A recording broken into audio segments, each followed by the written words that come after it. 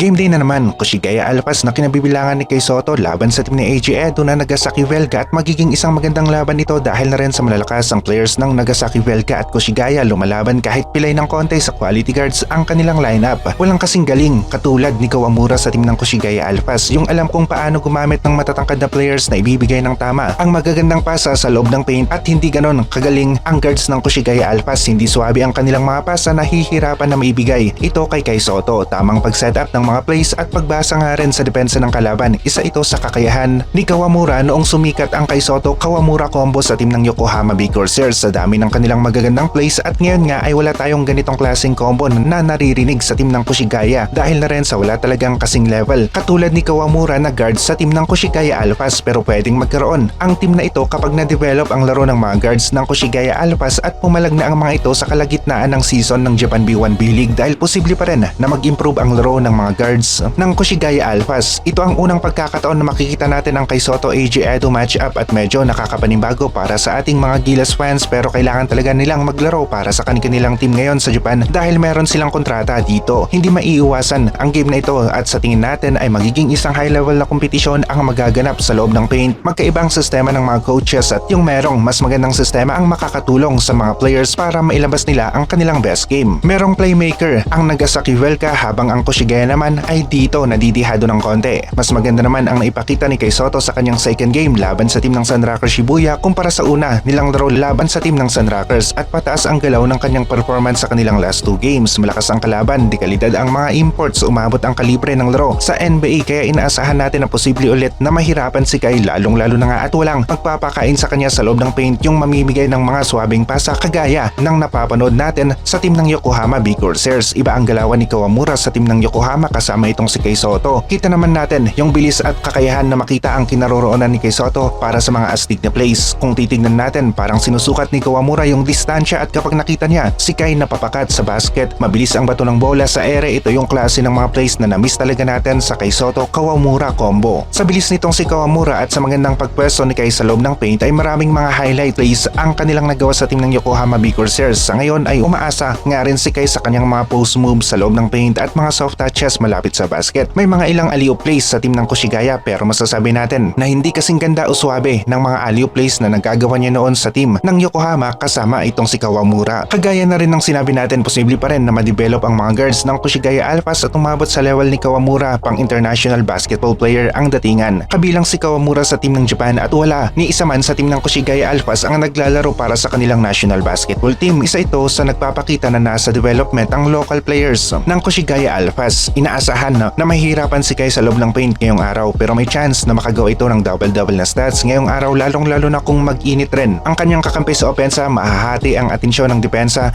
ng Nagasaki Velka, hindi lamang si Kay ang tututukan nila sa loob ng paint. Nadidihado si Kay kapag nada-double team nga rin siya sa loob ng paint, iniipit ito at panay import pa ang nakabantay sa kanya at magiging malaking tulong talaga ang mga guards ng Koshigaya na magpapadali sa opensa ni Kay Soto. Bigay kaagad ng bola kapag nakita na maganda ang kanyang pwesto at dito pumapasok ang galing ng isang guard sa pagpasa ng bola, isa sa katangian ng isang magaling na playmaker na point guard.